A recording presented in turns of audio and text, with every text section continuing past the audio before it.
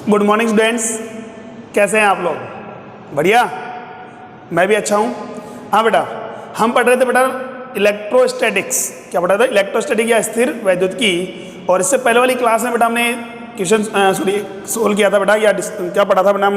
हमने पढ़ा था समरूप आवेशित रेखीय छड़ और वर्ताकार चाप के कारण विद्युत क्षेत्र की तीव्रता, ये हमने डिस्कस कर लिया था। ठीक है, क्लियर है यहाँ तक? आई होप आपने डीपीपी भी सोल्व कर ली होगी। चलिए नेक्स्ट हम बात करते हैं आगे। अगला जो टॉपिक हमारे पास है समरूप आवेशित वर्ताकार वलय के कारण, समरूप आवेशित वर्ताकार वलय के कारण इलेक्ट्रिक फील्ड कितना होगा। ठीक है, चलिए तो हम बात करें वर्ताकार वलय है उसके कारण इलेक्ट्रिक फील्ड निकालेंगे हम। तो फर्स्ट हमारे पास टॉपिक है समरूप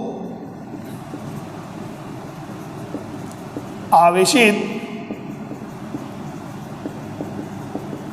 वर्ताकार वलय के कारण विद्युत क्षेत्र की तीव्रता। विद्युत क्षेत्र, देखिए विद्युत क्षेत्र निकालो या विद्युत क्षेत्र की तीव्रता, एक ही बात हमारे पास जानना। ठीक है, विद्युत क्षेत्र की तीव्रता। तो देखिए हमारे पास है कहां पर, उसके अक्ष पर। तो ये हमने कहा ये एक वर्ताकार बात करें वलय है या रिंग है, ये लो। ठीक है, एक वर्ताकार वलय है जो क्या है बेटा, YZ प्लेन में रखी हुई है। ऐसे मान लो, किसमें? YZ तल में। ये मूल बिंदु मान लो, ये Y एक्सिस है, ये Z एक्सिस है। अगर ऐसा है तो इसका अक्ष कहां पर होगा? सर इसका अक्ष होगा X एक्सिस के अकॉर्डिंग या X एक्सिस के अनुदिश। ठीक है, ये क्या है हमारे पास है? मूल बिंदु है। और ये इसकी त्रिज्या हमारे पास दे रखी है बेटा कितनी? R, कैपिटल R दे रखी है। एक समान रूप से आवेशित है और वलय है। वलय का मतलब आवेश कहां पर होगा? उसके परिधि पर। आवेश कहां पर होगा बेटा? उसकी परिधि पर। ठीक है यहां तक? चलिए तो हमने क्या कहा, अच्छा इसका मतलब परिधि पर है। क्या दे रखा हमारे पास? इसका रेखीय आवेश घनत्व तो कितना मान लिया हमने? लैम्डा। माना टोटल चार्ज कितना है? Q। टोटल चार्ज कितना है? Q है। ठीक है, अब आपसे क्या बोला गया है? एक वलय है जिसकी त्रिज्या कितनी है बेटा? कैपिटल R है। कौन से तल में? YZ तल में ऐसे रखी हुई है। ये Y ऊपर की ओर है, Z ये है। ठीक है, बस में आ गई। और X किधर होगा? इधर की ओर होगा, ये X है। ये ऐसे तिरछा नहीं है बेटा, बाहर है। ठीक है, ये डायग्राम 3D का है, 2D में हमने बताया है। ऊपर की ओर Y है, ये क्या मेरे पास है? Z है। ये क्या होगा बेटा? X है। क्लियर? तो देखिए एक समान रूप से आवेशित है, मूल बिंदु से की दूरी पर इसके कोई भी अक्ष पर कोई भी बिंदु है P, इसके अक्षीय बिंदु पर मुझे विद्युत क्षेत्र की तीव्रता ज्ञात करनी है। क्लियर? चलो तो सबसे पहले बात करें रेखीय आवेश घनत्व कितना है। तो यहां से बेटा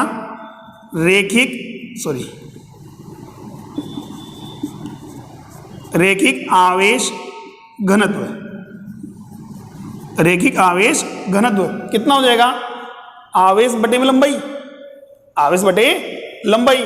तो लैम्डा बराबर चार्ज तो कितना बेटा हमारे पास है? Q। लंबाई क्या होगी इसकी? परिधि। जैसे कि हमने बोला ना, आवेश कहां होगा? उसकी परिधि पर। तो 2 पाई R कूलाम पर मीटर। ये हमने मान लिया समीकरण नंबर 1। ये हमें दे रखा है, तो या तो अगर Q दे रखा हो तो लैम्डा निकाल लेंगे, लैम्डा दे रखा है तो Q निकाल लेंगे। मतलब आपको आंसर जो है दोनों के रूप में लिखना है। किस रूप में? लैम्डा के रूप में भी लिखना है और Q के रूप में भी लिखना है। क्लियर? चलिए तो ये मेरे पास है रेखीय आवेश घनत्व है। अब मुझे क्या निकालना है? इसके कारण पॉइंट P पर मुझे इलेक्ट्रिक फील्ड निकालना है, विद्युत क्षेत्र निकालना है। तो क्या करेंगे हम? यहां पर एक अल्पांश की कल्पना करेंगे। कौन से अल्पांश? लंबाई का, DL लंबाई का।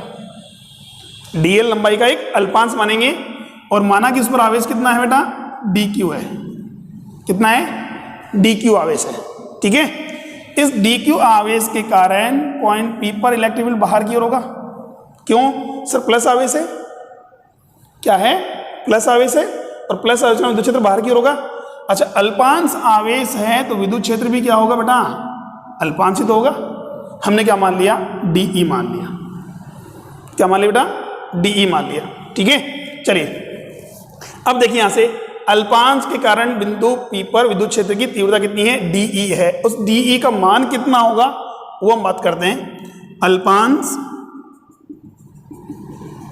आवेश किसके कारण बेटा, DQ के कारण, DQ के कारण कहां पर, बिंदु P पर, क्या, विद्युत क्षेत्र की तीव्रता, विद्युत क्षेत्र की तीव्रता।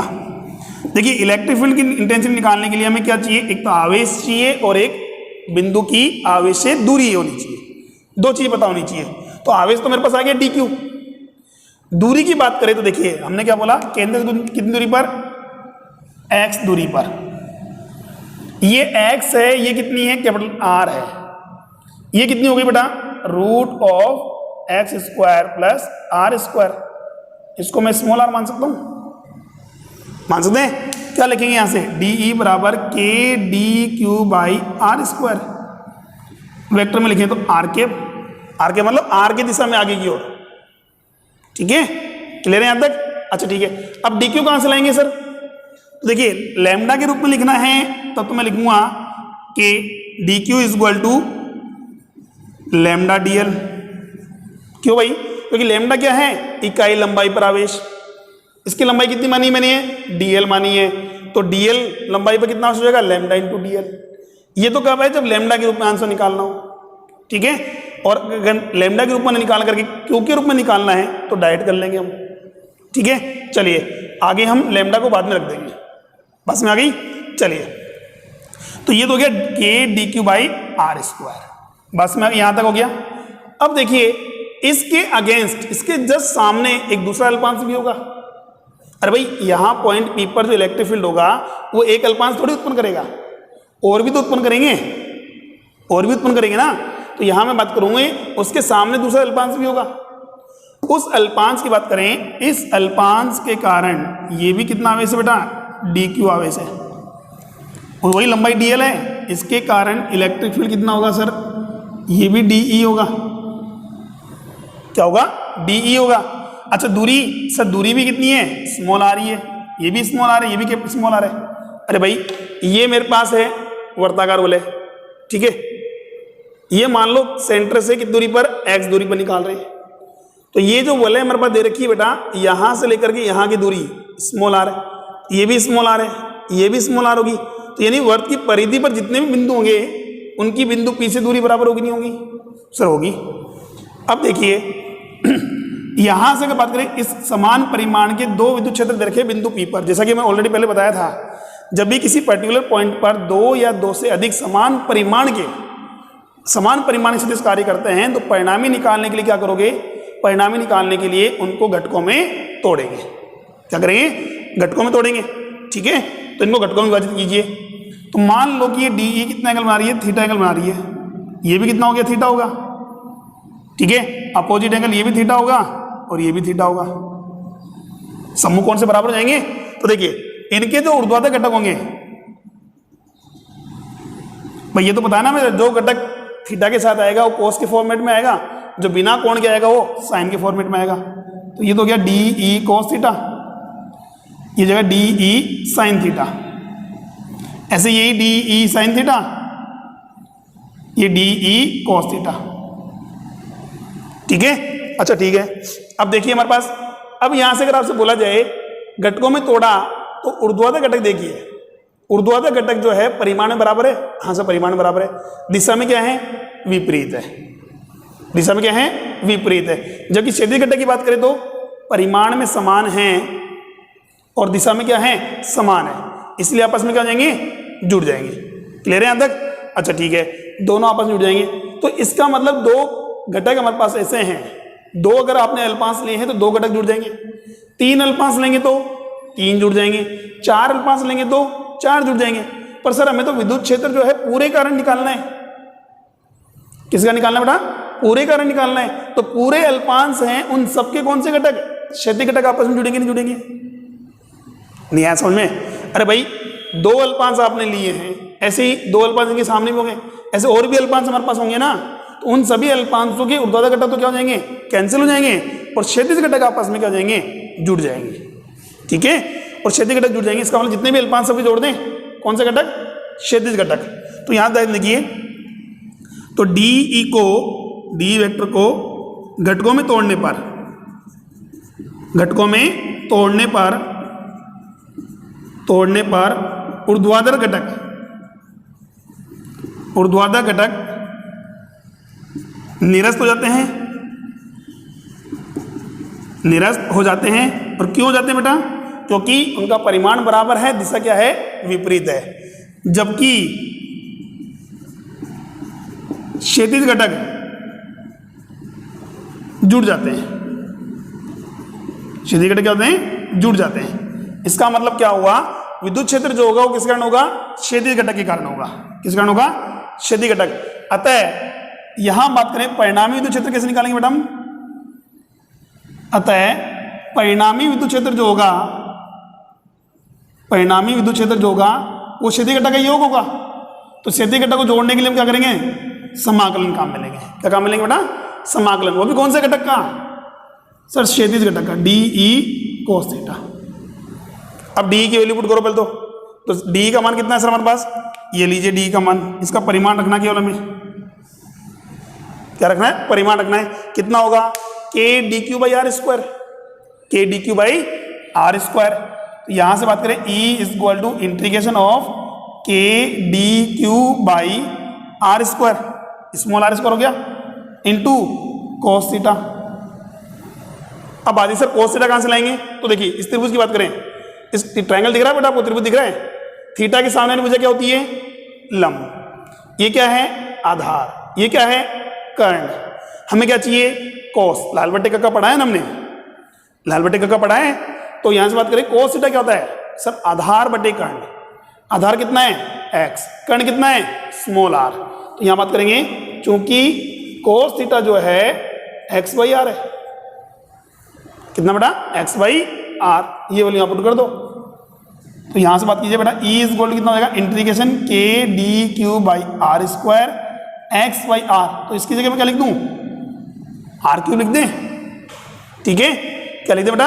Are cube. अब देखिए यहां से इसमें से कुछ कॉमन आ रहा है क्या? मतलब जो कांस्टेंट है वो बाहर निकाल लो, जो कांस्टेंट है वो बाहर आ जाएगा। के देखिए, के जितने भी अल्पांश सबके लिए कांस्टेंट होगा। दूसरी बात x, अल्पांश कहां पर है? परिधि पर। x क्या है? सेंटर से बिंदु P की दूरी, जो कि नियत है। ठीक है, x बाहर आ गया। तीसरी बात हम बात करें सर r, जैसा कि मैंने बोला था परिधि के प्रत्येक बिंदु की बिंदु P से दूरी क्या है? बराबर है। ये भी स्मॉल r है, ये भी स्मॉल r है। ऐसे निकालें, ये भी स्मॉल r। ये ऐसे नहीं रखा हुआ है, आप ये देख रहे हो, ये 2D में डायग्राम ऐसे नहीं रखा हुआ है, ये ऐसे रखा हुआ है। ये वाला ऐसी है। ठीक है, पॉइंट P ऐसे है। तो ये अगर मेरे पास स्मॉल r है, ये भी स्मॉल r होगा, ये भी स्मॉल r होगा, ये भी स्मॉल, जितने भी हमारे परिधि के बिंदु होंगे उनकी बिंदु P से दूरी क्या होगी? स्मॉल r होगी। यही है। तो ये भी कांस्टेंट हुआ सर। बचा क्या फिर हमारे पास? Integration of D Q, integration of D Q. अच्छा, डी क्यू का समाकलन भाई, कुल आवेश कितना है मेरे पास? क्यू। क्या है? क्यू। तो 0 से लेकर के क्यू तक समाकलन कर दो, 0 से लेकर के क्यू तक समाकलन कर दें। तो यहां से बात करूं तो ई का वैल्यू कितना आ रहा है बेटा हमारे पास है? ई का वैल्यू आ रहा है k Q x by small r cube. कितनी है? K Q x by small r cube. अब देखिए स्मॉल आर कितना है? Sir r square, sorry x square plus r square की पावर 1/2। और अंडरूट है, अंडरूट का मतलब कितनी होती है? 1/2 पावर। तो यहां से बात करें, चूंकि r जो है वो x square plus r square की पावर है 1/2, पर उसकी पावर कितनी बेटा? यहाँ 3। तो यहाँ 3 पावर करो तो कितना जाए बेटा? 3/2। अरे 3/2 होगा ना। तो यहां से बात करेंगे ई का वैल्यू कितना होगा बेटा? K Q x by are square plus x square की पावर कितनी हो गई? 3/2। ये लो, ये हमारे पास क्या हो गया? क्यू के रूप में हम बात करें, इलेक्ट्रिक फील्ड का फॉर्मूला हो गया। सदिश रूप में लिखना चाहें तो देखिए क्या होगा? वेक्टर फॉर्म में। अब मुझे बताओ, परिणामी विद्युत क्षेत्र की दिशा किधर की ओर हुई? परिणामी विद्युत क्षेत्र की दिशा किधर की ओर हुई?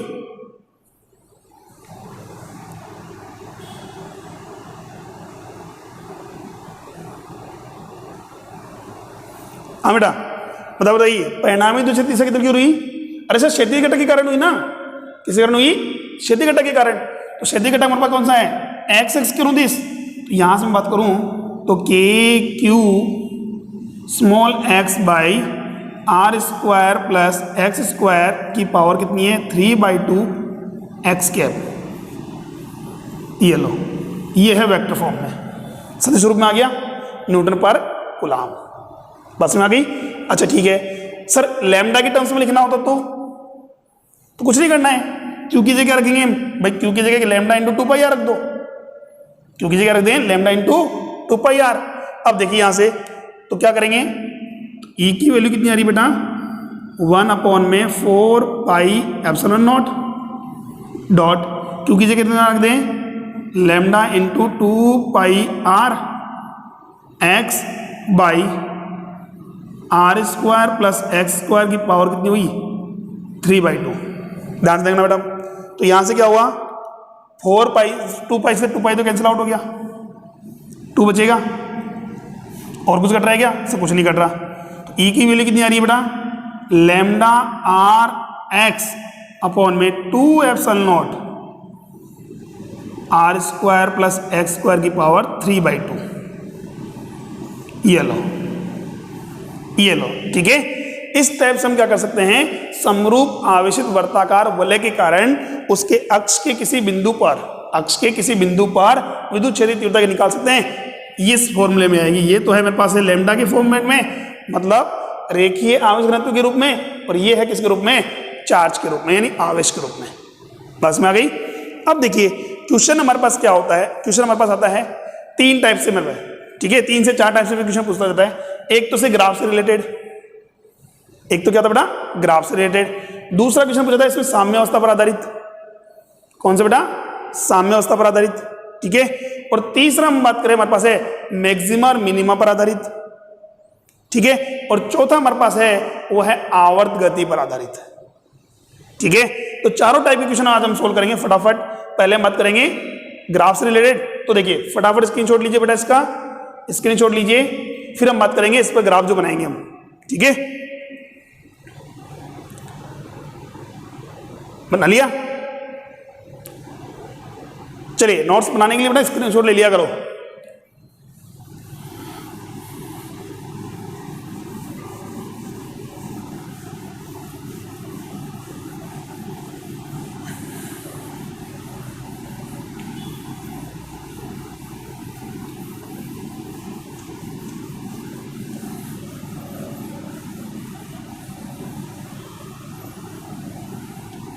हाँ बेटा, अब देखिए तो ग्राफ में मतलब पहले इलेक्ट्रिक फील्ड आ रहा है कितना बेटा मेरे पास है? इलेक्ट्रिक फील्ड आ रहा है k Q x by r square plus x square की पावर 3/2।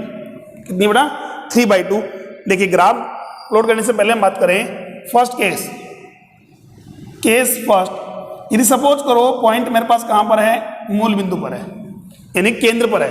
x बराबर 0 का मतलब केंद्र पर, और केंद्र पर अगर हम बात करें तो विद्युत क्षेत्र कितना आना चाहिए?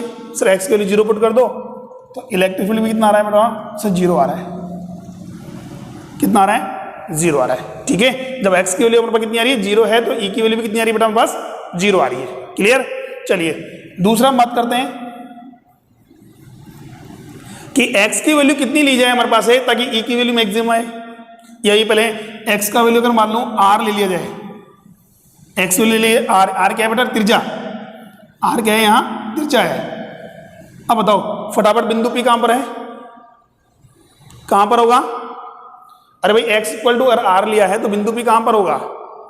जैसे मैंने x इक्वल टू 0 बोला है तो बिंदु P कहां पर था? केंद्र पर था। और x बराबर r यानी त्रिज्या अगर मैं लिए तो बिंदु P कहां पर होगा? मैक्सिमम स्टूडेंट्स के माइंड में आता है सर परिधि पर। परिधि पर कैसे होगा बेटा? अरे भाई परिधि तो ये है मेरे पास है, और बिंदु जो है वो कहां पर है? अक्ष पर है।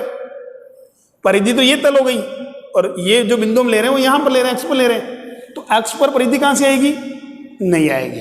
हाँ एक्स त्रिज्या के बराबर दूरी हम बात करें पर परिधि नहीं बोलोगे वहां, ठीक है। ये कई स्टूडेंट्स क्या करते हैं? कंफ्यूजन में आते हैं। तो चलो यहां बात करें एक्स की वैल्यू क्या पुट करें? आर पुट करें, तो यहां से कितना हो जाएगा बेटा? ई की वैल्यू हो जाएगी k q capital r upon में r square plus r square 2r square. की पावर कितनी, 3/2। अच्छा 3/2 का मतलब डेढ़ पावर, एक और आधी, ये एक और आधी का मतलब एक पावर तो पूरी लिखनी है, दूसरी में उसका अंडर रूट लिखना है। नहीं आया समझ में? अरे भाई एक और आधी पावर का मतलब क्या, एक तो पावर तो पूरी है, दूसरी पावर आधी का मतलब क्या लिखना है, उसमें अंडर रूट में लिखना है। अब देखिए ध्यान से, तो कितना होगा मेरे पास है, k q capital r upon में 2r², तो ऐसे कैसे, फिर डॉट, इसकी आधी पावर का मतलब अंडर रूट 2, इसकी r² का अंडर रूट का कितना होता है r, r से r कैंसिल हो गया, तो के क्यू 2√2r²। बस में यही क्लियर। चलिए तो ऐसा मन मत करिए। थर्ड केस में बात करें, ई मैक्सिमम कहां पर होगा भाई, यहां बात करें हमारे पास ई मैक्सिमम।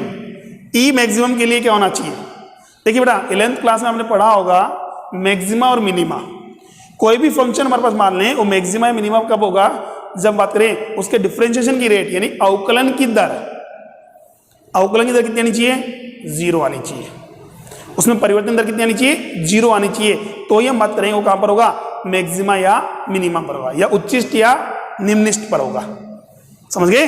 तो यहां से बात करेंगे ई मैक्सिमम के लिए क्या होना चाहिए बेटा, ई मैक्सिमम के लिए DE/dx, DE/dx कितना हो गया, 0 हो गया।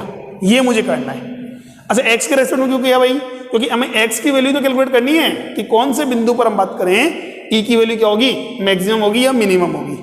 ठीक है, सोल्व करने पर बात करें, इसका मुझे डिफरेंशिएशन किया तो d/dx of KQX/r² plus x² की पावर 3/2 है। इसका डिफरेंशिएशन अगर मैं 0 करता हूं तो सोल्व करने पर बेटा x की वैल्यू आती है ±r/√2, ±r/√2। देखिए अब 0 पर केंद्र पर बात करें तो 0 था, यानी ग्राफ कहां से स्टार्ट होगा, मूल बिंदु से स्टार्ट होगा। कहां से स्टार्ट होगा बेटा, मूल बिंदु से स्टार्ट होगा। दूसरी बात करते हैं r या उससे आगे की बात करते हैं, तो जो x की वैल्यू मेरे पास, e की वैल्यू है वो प्रोपोर्शनल है 1/r² के। भैया तो त्रिज्या बात करें, उसके बाद अगर आगे देखते हैं तो r की वैल्यू बात कीजिए तो e प्रोपोर्शनल टू कितना हो गया, 1/r²। व्युत्क्रम बात ये तो घट रहा है, तो पहले 0 था फिर आगे घट रहा है, इसका मतलब बीच में एक ऐसा बिंदु भी आया होगा जहां वो क्या हो गया, मैक्सिमम पर गया होगा। अरे भाई कोई ग्राफ मेरे पास है 0 से स्टार्ट हो रहा है, फिर आगे जाकर क्या हो रहा है, घट रहा है। ठीक है, ऐसा कब हो सकता है, ऐसा कब हो सकता है, फटाफट बताइए। जब कहीं ना कहीं ऐसा बिंदु तो आया होगा ना जहां मैक्सिमम गया, उसके बाद घटना चालू हुआ है। ठीक है, तो उच्चिष्ट पे तो जाके आया ही है। तो यहां से बेटा इसका हम ग्राफ जो ड्रॉ करें, वो ग्राफ कुछ इस प्रकार से आएगा बेटा।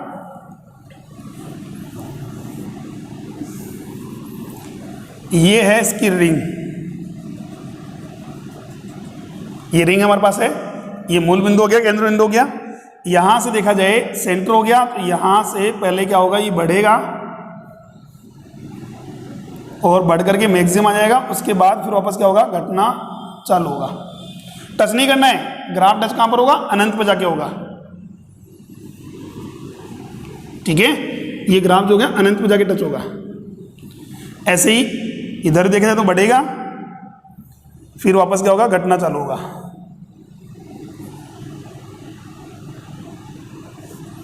दोनों साइड ग्राफ टच नहीं करना बेटा, ध्यान रखना। ठीक है, अब बात ये आ रही है, ये तो था x = 0, ये जो मैक्सिमम आ रहा है वो कहां पर आ रहा है बेटा, x = +r/√2 पर, और ये जो आ रहा है मैक्सिमम आ रहा है कहां पर, x = -r/√2 पर। तो यानी 0 से लेकर के r/√2 तक तो क्या हो रहा है, बढ़ रहा है, और x जब बड़ा है r/√2 से तो वापस x की वैल्यू क्या हो रही है, सॉरी e की वैल्यू क्या हो रही है, घट रही है। ये नेगेटिव में इसलिए है क्योंकि इसके विपरीत हम बात करें, मूल बिंदु के बाईं ओर विद्युत क्षेत्र किधर होगा, ऋणात्मक दिशा में होगा, इसलिए नीचे की ओर ग्राफ बनाए। ठीक है, ये मेरे पास x है नेगेटिव, ये लो विद्युत क्षेत्र, बस में आ गई। तो यानी कि मूल बिंदु से लेकर के हमारे केंद्र बिंदु पर कितना होता है, 0 होता है, फिर ये बढ़ता है, कहां तक बढ़ता है बेटा, r/√2 तक बढ़ता है। उसके बाद हम बात करेंगे वापस क्या होता है, घटना प्रारंभ हो जाता है। क्लियर? अब देखो ये एक इंपॉर्टेंट पॉइंट है, आर बाई रूट टू पर इसकी वैल्यू क्या हो रही है, बढ़ रही है, सॉरी मैक्सिमम है, आर बाई रूट टू पर क्या है, मैक्सिमम है। एक्चुअल में आर क्या है, तो यानी कि हम बात करें x equal to r by root two पर मैक्सिमम होगा, वहां बात करेंगे आर क्या है, आर है आवेश की केंद्र से दूरी, आवेश की केंद्र से दूरी, फिर कह रहा हूं मैं आवेश की केंद्र से दूरी।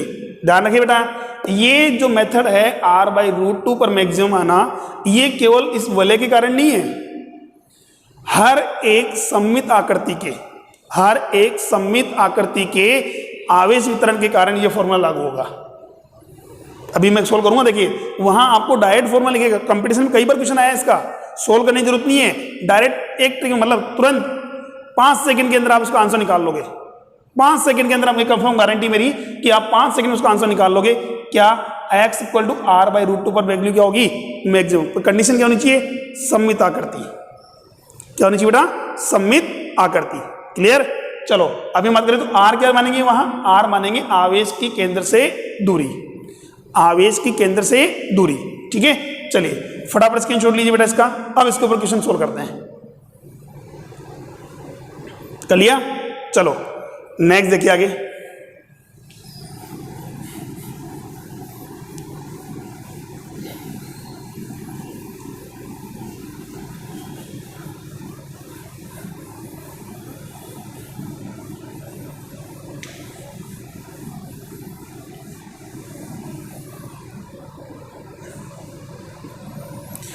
हाँ, तो हम बात करते हैं पहला क्वेश्चन। देखिए हम मैक्सिमा पर आधारित क्वेश्चन ही करते हैं, मैक्सिमा पर आधारित प्रश्न। हमने कहा मैक्सिमा कहां पर होगा, आर बाई रूट टू पर, और आर क्या है, आर क्या है, त्रिज्या नहीं है, आर क्या है, आवेश की केंद्र से दूरी। अरे भाई उसमें तो आवेश से परिधि पर था, तो परिधि केंद्र से दूरी क्या होगी, त्रिज्या होगी। पर हर सममित आकृति में बात करें तो आर क्या होगा, आवेश की केंद्र से दूरी। जैसे एग्जांपल देखो, ये कोई सममित आकृति मान लो, वर्ग दे रखा है आपको, ठीक है, इस पर भी क्यू आवेश है, इस पर भी क्यू आवेश है, इस पर भी क्यू आवेश है, इस पर भी क्यू आवेश है। ये वर्ग ऐसे रखा गया है, ठीक है, ये वर्ग ऐसे रखा गया है। अब इसके केंद्र से मान लो कितनी दूरी पर, इसकी भुजा दे रखी कितनी, ए, केंद्र से कितनी दूरी पर हम बात करें, एक पॉइंट है P, उस पर P पर मेरे पास है E क्या है, मैक्सिमम है।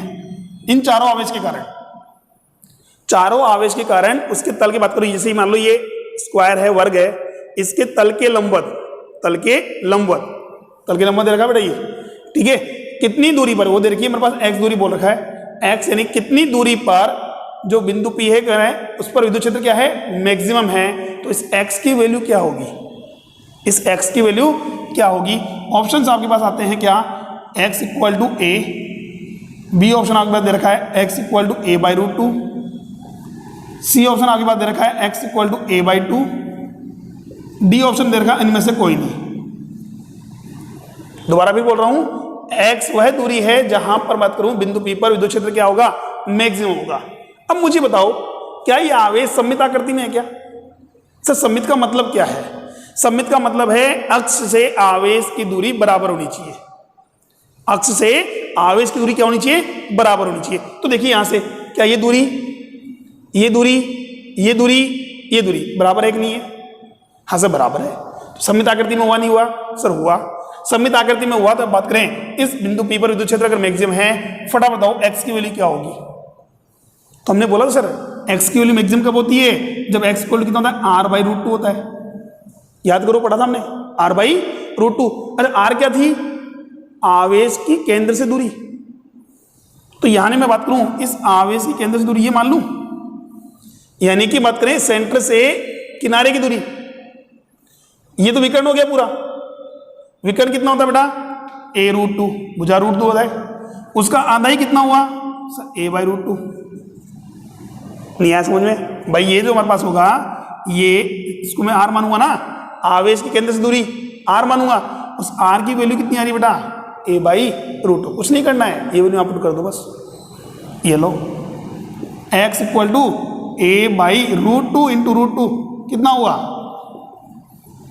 बताओ कौन सा ऑप्शन हुआ, थर्ड ऑप्शन। ये लो, कोई सोल्व नहीं करना हमें, केवल ध्यान रखना है मेरे पास कि x की वैल्यू कहाँ कितनी होनी चाहिए, r/√2 होनी चाहिए। उस पर मत करें इलेक्ट्रिक फील्ड क्या होगा, मैक्सिमम होगा सममित आकृति में, चाहे कोई सी भी स्ट्रक्चर हो। दूसरा एक और देख लो, इसी पर बेस्ड दूसरा क्वेश्चन। सर इस बार हम त्रिभुज लेते हैं, ये भी L है, ये भी L है, ये भी L है, यहाँ 2Q है, यहाँ 2Q है, यहाँ भी 2Q है। अब बताओ इसके अक्ष पर केंद्र लंबवत की दूरी पर कोई भी x बिंदु है, इस पर विद्युत क्षेत्र मैक्सिमम है, इस पर क्या है E मैक्सिमम है। अब बताओ x की वैल्यू क्या होगी, क्या होनी चाहिए सर, x की वैल्यू होनी चाहिए हमारे पास, सिंपल सी बात है r/√2, r/√2। क्लियर यहां तक, r/√2 होनी चाहिए। अच्छा ठीक है, अब r क्या होगी, r होनी चाहिए सर केंद्र से आवेश की दूरी। तो पहले पता करो क्या आवेश सममित है क्या, हाँ सर सममित आकृति का है, क्या है सममित, देखो 2Q केंद्र से 2Q, केंद्र से 2Q, केंद्र से 2Q बराबर है कि नहीं है, हाँ सर बराबर है। तो ये दूरी कितनी हुई बेटा, सर हमें पता है ये स्मॉल r होता है L/√3, स्मॉल r जो होता है L/√3 होता है। अरे सोल्व किया है ना हमने समबाहु त्रिभुज में, ये लो ये वैल्यू उठा के वहां पुट कर दो, तो x की वैल्यू कितनी हो जाएगी, ये मेरे पास r नहीं कैपिटल R, L/√3 तो ये जाएगा L/√6, ये लो कर सकते हैं सम। अच्छा एक क्वेश्चन और देख लो, तीसरा हम बात कर लें, एग्जांपल ले लें। क्या करना है, मान लो ये मेरे पास है x अक्ष है, ये y अक्ष है, ये x अक्ष है, ये y अक्ष है। मूल बिंदु से x y = 2 पर -3Q आवेश है, और y = -2 पर भी -3Q आवेश है। अब बताइए x का वह मान बताइए जहां E मैक्सिमम होगा।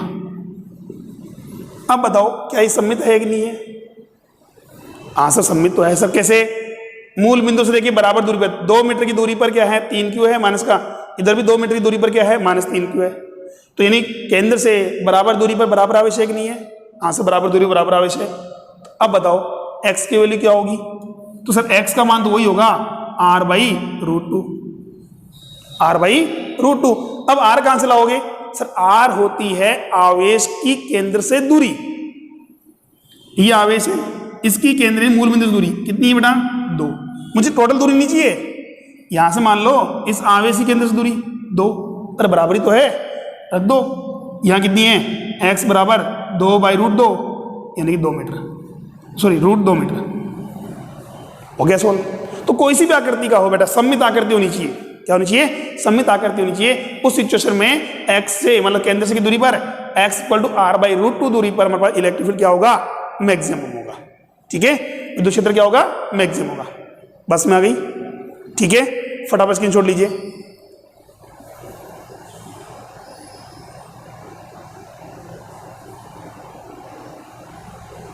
क्लियर है, चलिए नेक्स्ट क्वेश्चन देखते हैं बेटा इसके ऊपर।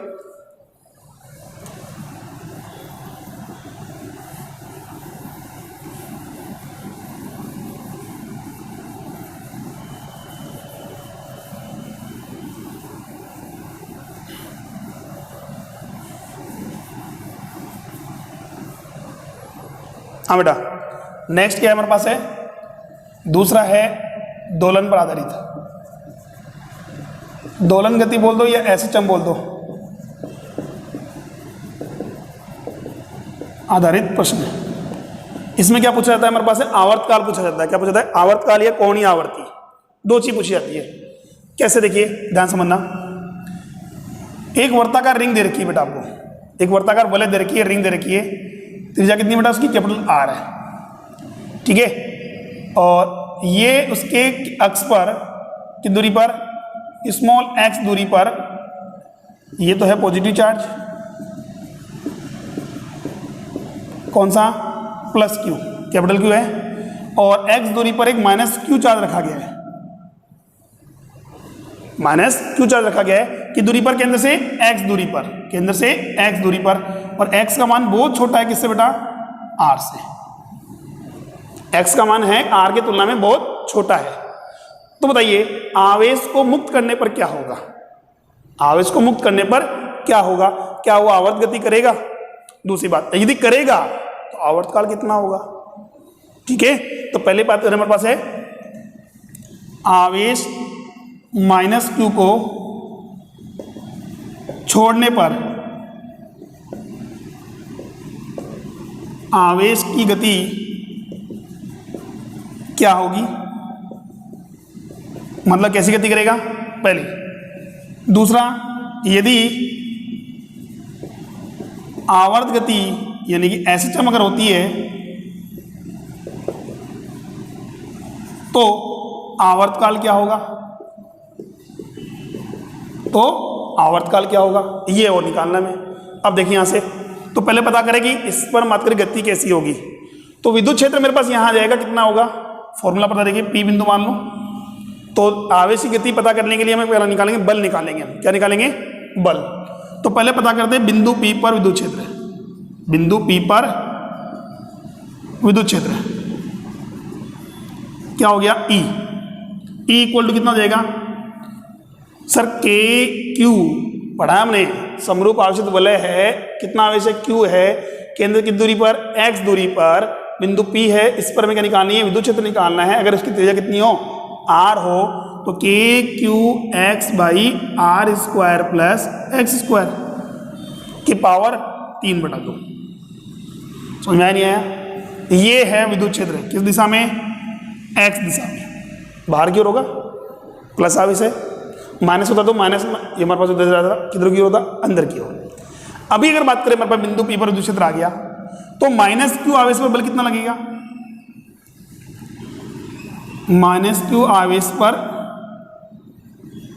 बल कितना लगेगा, माइनस क्यू आवेश पर बल।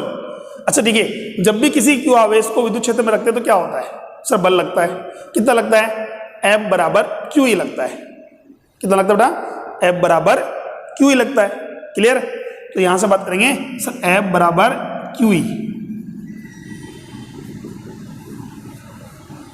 ठीक।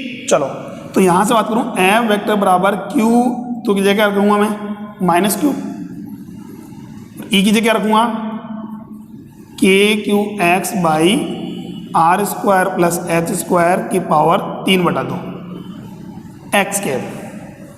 इसका मतलब इस पे जो बल लग रहा है वो किधर की ओर लग रहा है, अंदर की ओर लग रहा है।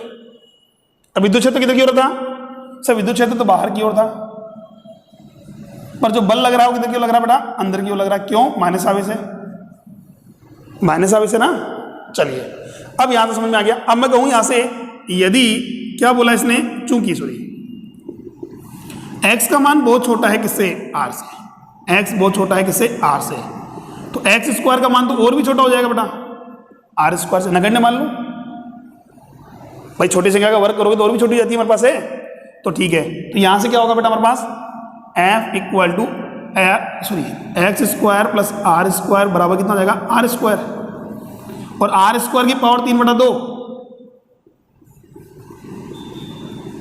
आर क्यूब, यही है। यहां से मैं बात करूं मेरे पास कितना हो जाएगा, f equal to minus Q K Q x by are cube, यही हुआ।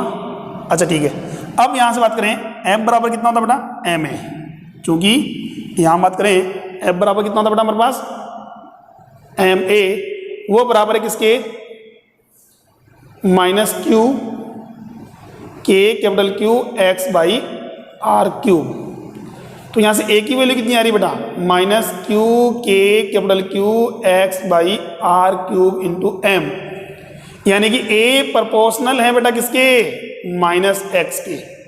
यदि किसी वस्तु पर लगने वाला त्वरण उसके विस्थापन के ऋणात्मक मान के समानुपाती है तो वस्तु गति कौन सी होती है, एस्टम गति होती है। कौन सी गति होगी बेटा, एस्टम गति होगी, ये तो क्लियर है, समझ गए। वस्तु गति कैसी होगी बेटा, एस्टम होगी, कंफर्म है। चलो एक हम बात करें हमारे पास, अगर एस्टम है तो एस्टम का इक्वेशन क्या होता है, समीकरण होता है a equal to minus omega square into x. तो यहां से अगर मैं तुलना करूं तो बेटा ओमेगा स्क्वायर की वैल्यू कितनी आ रही है, Q k capital Q upon में एम आर क्यूब। ओमेगा क्या होगा, रूट में,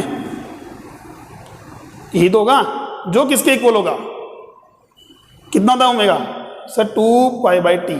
सर 2π/t क्यों रखा, क्योंकि हमें क्या निकालना है, आवर्तकाल। अब t निकाल लो यहां से, टी इज इक्वल टू कितना क्या 2 pi root of m r cube by q k capital q. Sir इतने आवर्त काल से क्या करेगा वस्तु, आवर्त गति करेगा। कर सकते हैं सम, बस में आ गई, ठीक है। तो ये हमारे पास है मेथड है, हमारे पास है समरूप आवेशित वर्ताकार वलय कारण अक्ष पर विद्युत क्षेत्र की तीव्रता। तो साम्य अवस्था पर हो गया हमारे पास है, इससे पहले ग्राफ हमने क्लियर कर लिया था, और सममित आकृति पर मैक्सिमा मिनिमम वाले क्वेश्चन हो गए, ठीक है। अब बात यानी हमारे पास साम्य अवस्था, इसी पर हम बात करें कि मैंने कहा ये लो, ये पॉजिटिव चार्ज है, ध्यान समझना बेटा इसको, ये पॉजिटिव चार्ज है, कैपिटल क्यू है, ये मेरे पास क्या है स्मॉल क्यू चार्ज है, प्लस का है, ठीक है, और एम आवेश का है, एम द्रव्यमान का, क्यू आवेश का कोई कण है। अब बताइए इस आवेश का मान कितना होना चाहिए ताकि ये जो एम द्रव्यमान के कारण क्या रहे वहां पर साम्य में रहे। अब साम्य का मतलब क्या हुआ, साम्य का मतलब है नीचे की ओर लगने वाला बल कितना होता है एम जी, ऊपर की ओर लगेगा ये प्लस आवेश, ये प्लस आवेश, बाहर की ओर बल लगे नहीं लगेगा, कौन सा लगेगा एफ बराबर क्यू ई का मान क्या हो रहा है ये रहा। इन दोनों क्या कर दें हम इक्वल कर दें, किसकी वैल्यू निकाल सकते हैं हम, क्यू की वैल्यू निकाल सकते हैं। तो इस टाइप से क्वेश्चन बन सकते हैं हमारे पास है, 4 प्रकार से क्वेश्चन इसमें मैक्सिमम पूछे जाते हैं। ग्राफ, साम्यावस्था, एक आवर्त गति की बात करें हमारे पास है, और एक हमारे पास मैक्सिमा और मिनिमा।